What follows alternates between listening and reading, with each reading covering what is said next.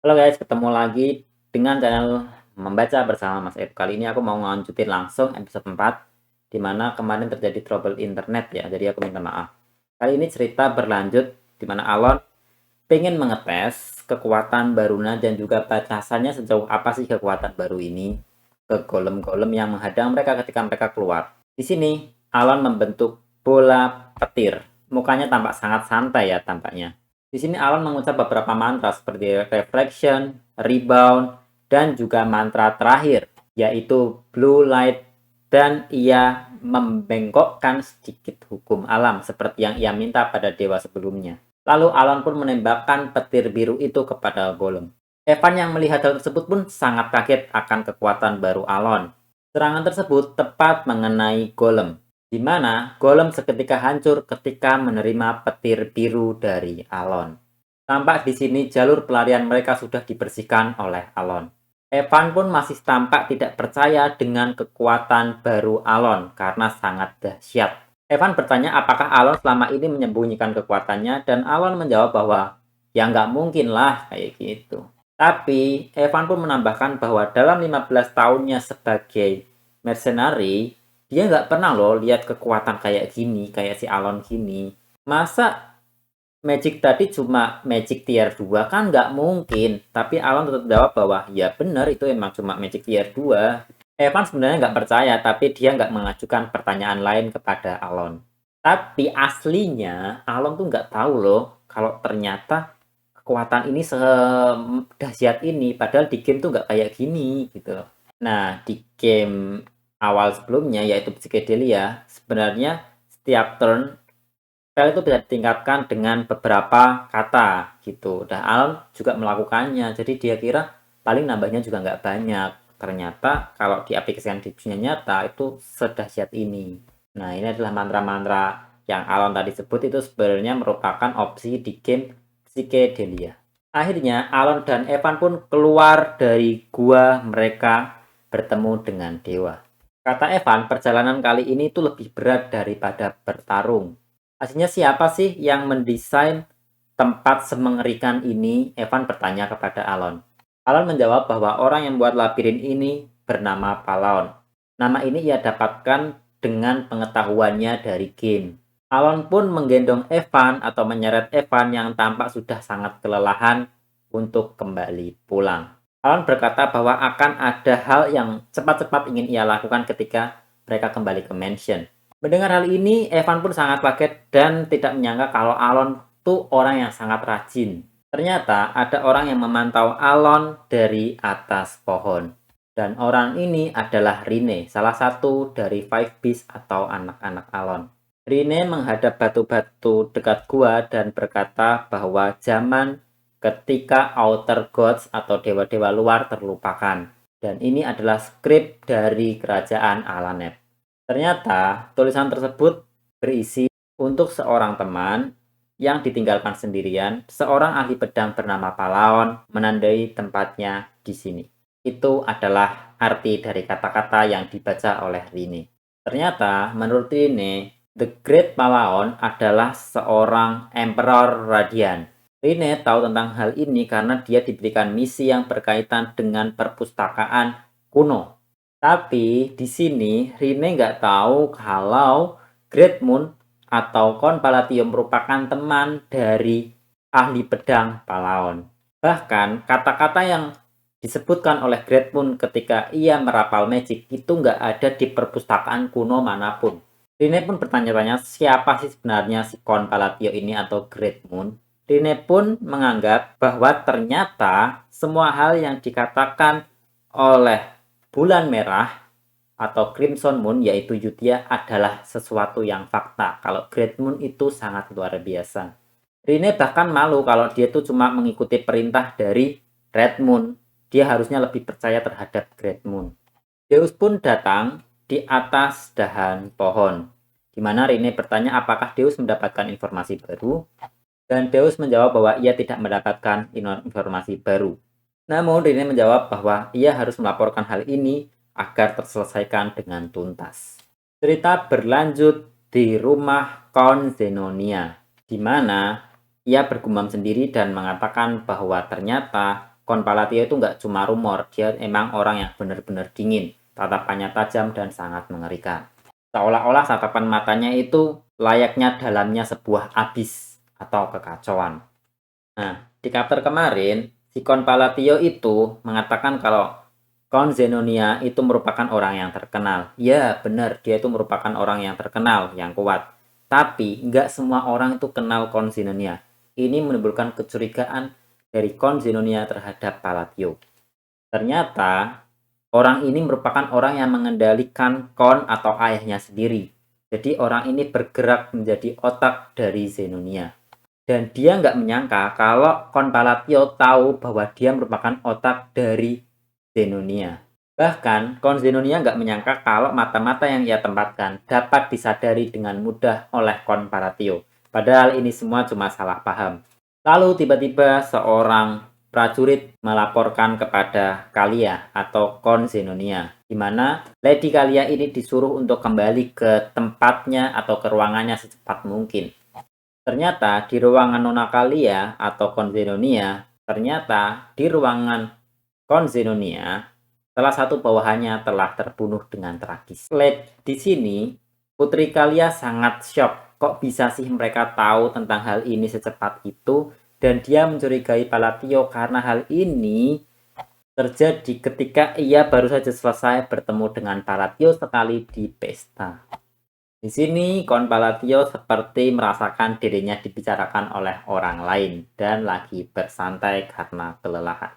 Cerita pun berlanjut di kediaman Altia. Di sini, Duka Altia mengatakan bahwa Kon Palatio bukanlah orang yang bisa dianggap enteng.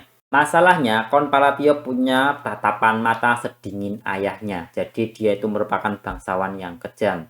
Dan Duka Altia merasa bahwa Kon Palatio itu satu-satunya orang yang pokoknya nggak boleh deh dijadikan musuh. Gitu loh. Si Duka Altia merasa bahwa Kon Palatio itu sebenarnya harapan terakhir dia, tapi nggak mungkin lah pemimpin daerah besar kayak Kon Palatio mau menerima sesuatu dengan apa ya, nggak imbang gitu loh. Dia nyelamatin keluarga Duka Altia tapi nggak dapat apa-apa, tentu nggak mau. Dan si Duka Altia ini dia kan bungsu, terus dia nggak dapat kekayaan, power dia juga paling kecil, jadi dia nggak bisa menawarkan apa-apa ke Kon Palatio sebagai balasannya. Kasihan gitu loh guys, si Duka Altia itu dia kayak terpojokan sendiri di kerajaan gila bernama Altia. Bahkan sampai sekarang dia tuh cuma bertahan dikarenakan belas kasih dan juga pengaruh dari ayahnya. Kalau nggak ada ayahnya dia udah. Ketika si Loria atau Duka Altia ini sampai, pelayan-pelayan memanggilnya. Putri Loria, Putri Loria. Putri Loria telah sampai. Di sini pelayan-pelayan mengabarkan kepada Loria bahwa raja serta saudara dan saudarinya bunuh diri atau mengambil nyawanya sendiri. Mendengar hal tersebut, Loria pun sangat kaget. Nggak menyangka lah mereka aja berebut kekuasaan, masa kok bunuh diri. Pokoknya menurut si Loria hal ini nggak masuk akal karena mereka itu orang-orang egois, nggak mungkin membuang nyawanya sendiri segampang itu. Bahkan saudara-saudaranya itu saling membunuh dengan menancapkan pedang satu sama lain. Melihat hal ini Loria sangat-sangat syok. Apa sih ini kok bisa kayak gini? Gitu. Ternyata itu merupakan ulah dari salah satu anak Palatio yaitu Radan. Putri Loria pun masih bertanya-tanya sebenarnya apa yang terjadi sih di sini pas aku pergi. Lalu Loria pun mengingat sesuatu di mana ketika pesta Palatio mengatakan sesuatu padanya bahwa keberuntungan akan mendatanginya sebentar lagi. Ternyata keberuntungan yang ia maksud adalah Kon Palatio dan anak buahnya akan membunuh semua saudara dari Loria. Hanya dengan kata-kata Kon Palatio, dia tiba-tiba menjadi Duke Altia dalam semalam. Di sini, si Duke Altia sangat-sangat takut karena ia tidak menyangka ia membuat perjanjian dengan iblis yang sangat jahat. Namun, sekali lagi ia berpikir, udah nggak ada jalan kembali. Pokoknya dia harus setia sama si Kon Palatio. Kalau dia berkhianat, dia nggak tahu nasibnya kayak apa. Karena udah banyak contoh orang-orang yang mengkhianati dia itu segampang itu dibunuh oleh Kon Palatio dan anak buahnya. Di sini, Loria mengeguhkan hatinya bahwa dia hanya bisa bergerak maju. Pokoknya harus bersama Palatio. Cerita berlanjut 2 bulan kemudian, di mana salah satu bawahan Alon mengirimkan surat dari kediaman Altia. di mana salah satu bawahan Alon mengirimkan sesuatu yang dikirim dari kediaman Altia. Ternyata isi dari sesuatu tersebut adalah wine yang sangat mahal dan sangat tua. Ketika semakin tua wine, itu semakin berharga. Alan pun tidak menyangka bahwa yang mengirim itu Loria Altia yang mana merupakan putri bungsu, bukan duke atau kon dari Altia. Alan bertanya kepada pelayannya, apakah ini benar-benar untuk dia? Soalnya ini terlalu mahal gitu loh. Kayak dia nggak melakukan apa-apa kok dikasih kayak ginian. Pelayan pun menjawab bahwa Duka Altia meminta untuk memberikan langsung kepada tangan Alon dan harus sampai kepada Alon. Jadi benar itu untuk Alon. Di sini Alon bertanya-tanya, kata pelayan itu merupakan perintah dari Duka Altia. Tapi kan Loria Altia merupakan putri bungsu, berarti Loria Altia merupakan Duka Altia dong. Di sini Alon baru tahu. Dan di sini Loria mengalami perubahan yang sangat wow dan sangat glow up, my bini gue, oke? Di sini Loria nggak menyangka bahwa ternyata dia sekarang udah menjadi duke setelah 2 bulan. Padahal dulu dia nggak boleh loh masuk ke ruangan ini saking dia nggak punya power atau kekuatan dibanding saudara-saudaranya. Meskipun kematian saudara-saudaranya itu terjadi secara tiba-tiba dan sangat aneh, tapi dia bisa menghindari segala kecurigaan karena dia menghadiri the ball atau pesta para bangsawan. Jadi di sini juga Altia merasa sangat berterima kasih kepada Alon karena ternyata Alon tuh cuma menolak permintaannya di depan, tapi ternyata membereskan semuanya di latar belakang atau lewat jalur belakang dengan cara membunuh saudara-saudaranya. Loria bertanya-tanya, berapa banyak langkah sebenarnya sih si Alon itu kayak banyak banget rencana, keren banget gitu. Tapi dia merasa bahwa Alon sampai menghubungi dia ya karena rencana besarnya itu butuh kekuatan dari Altia. Bahkan kalau Altia itu ditaklukkan semua sama si Loria, dia kayak nggak berani membayangkan dia sanggup menandingi kekuatan dari Alon dan juga bawahan-bawahannya. Intinya si Loria ini merasa bahwa Alon itu butuh sesuatu dari dia yang Alon belum punya. Kayak kekayaan Alon punya, kekuasaan ia punya. Jadi dia mungkin butuh Loria untuk mengubah Altia. Di sini Loria udah meneguhkan hatinya bahwa dia akan terus bergerak maju dan akan fokus kepada hal-hal penting ke depannya. Nggak ada kata ragu. Dan dia berharap semoga hadiah yang ia kirimkan dapat memuaskan Kon Palatio. Lalu pelayan tadi pun pamit kepada Alon dan juga Evan. Sepertinya ini pelayan dari Duka Altia. Maaf tadi salah ya. Di sini Alon nggak menyangka kalau Loria yang dulu diancam untuk dibunuh sekarang jadi duke. Evan masih bingung, kenapa sih nih atasan gua kok acting kayak gitu lagi, kayak sok-sok nggak tahu padahal semua dalam rencananya. Beberapa bulan kemudian, cerita pun berlanjut. Di sini Evan bertanya kepada Alon apakah Alon sekarang merupakan seorang kon. Ya, sebenarnya dia belum mendapat titel itu secara resmi, tapi mungkin tahun ini dia akan mendapat titel tersebut. Sebenarnya, menjadi seorang kon bukan merupakan rencana Alon yang ingin hidup sangat santai. Tapi ya mau gimana lagi lah, saudaranya aja meninggal semua. Di sini Evan memberikan Alon sebuah surat dari Yutia. Di sini Alon bertanya kepada Evan, apakah Evan sudah menemukan assassin yang membunuh Leo atau kakaknya. Evan mengatakan ia belum mendapat informasi apapun, tapi semoga kalau ia dapat info, tujuannya itu bukan balas dendam kan. Di sini Alon nggak mau balas dendam, tapi dia berjaga-jaga saja. Sepertinya assassin itu juga berpotensi mengincar dirinya.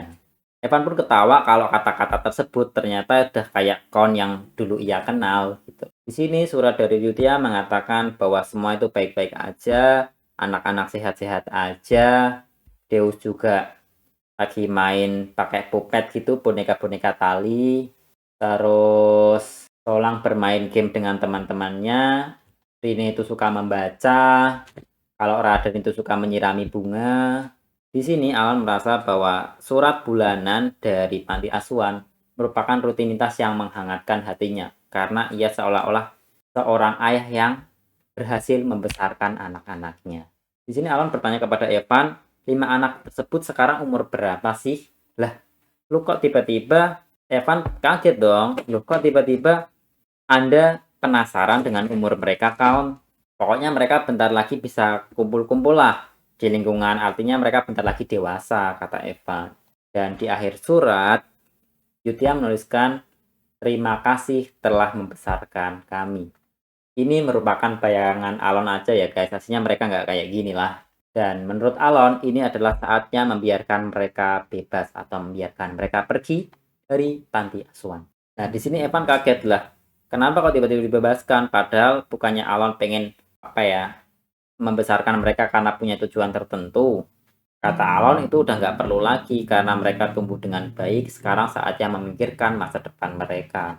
Pokoknya menurut Alon asal mereka nggak bangkit sebagai dosa besar, ya mereka mungkin bakal fine-fine aja nggak sih? Jadi intinya di game Psychedelia itu setiap boss battle ada talent-talent masing-masing, di mana Yutia itu talent keyakinan, Deus itu talent pedang, Rine talent buat riset, seorang talent buat bertarung, dan Radan talent untuk memimpin. Nah, Alan berpikir kalau ia menempatkan mereka di tempat-tempat yang tepat sesuai talent masing-masing, mereka bakal bersinar masa depannya. Dan di sini Alan berpikiran untuk memberikan masing-masing dari mereka hadiah agar mereka suka. Lalu Alan pun ternyata selesai menulis, di mana Evan tampak mengantuk menunggunya. Lalu Alan pun menyampaikan surat tersebut kepada Merpati agar surat tersebut sampai kepada 5 anak-anaknya. Ia berharap 5 anaknya dapat bersinar di dunia luar. Di sini surat tersebut sudah sampai kepada Yutia dan Yutia sudah sangat-sangat seksi cuy. My bini gue. Di sini Yutia mengatakan bahwa perintah baru telah sampai kepadanya. Dan nggak kayak biasanya, kali ini setiap dari mereka dapat perintah berbeda masing-masing. Ini merupakan hal yang tidak biasa. Lalu Radan sudah tampak dewasa, Deus tampak dewasa, Rine tampak sangat cantik, seorang tampak sangat imut. Jadi mereka membaca surat untuk diri mereka masing-masing. Di sini seorang merasa kegirangan karena mendapat surat pribadi dari Alon. Cerita pun berakhir dengan 5 dosa besar mendapat surat masing-masing dari Alon. Mungkin gitu aja, bakal aku lanjut besok-besok di episode 5.